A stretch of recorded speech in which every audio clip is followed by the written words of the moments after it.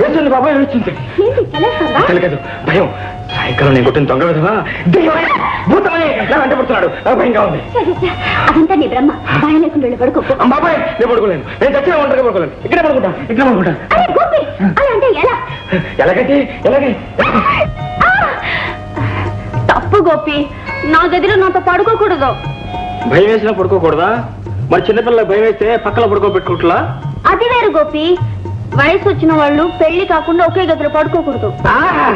ఒకే గదిలో కూర్చోవచ్చు ఒకే గదిలో అన్నం తినొచ్చు ఒకే గదిలో మాట్లాడుకోవచ్చు కానీ ఒకే గదిలో పడుకోకూడదు ఓహో భలే ఉంది న్యాయం ఎవరైనా చూస్తే బాగుండదు పోనీ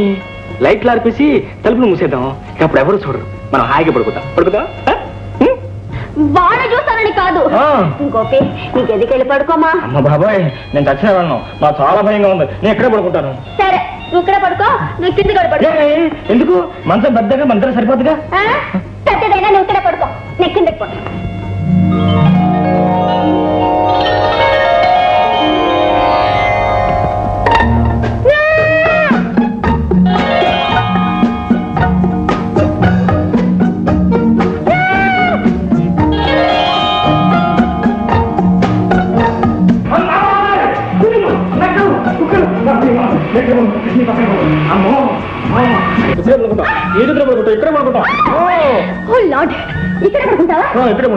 సరే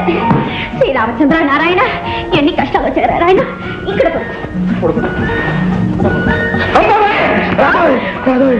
ఏంటి గోపి ఏం జరిగింది ఇంట్లో నక్కల అరుపులు పిల్లి అరుపులు కుక్కల అరుపులు రాధా నా తెలియకడుతాను ఇంట్లో మడ్డల గిట్టలు జరిగినాయి మడ్డల గిట్టలు ఏ మాట్లాడదే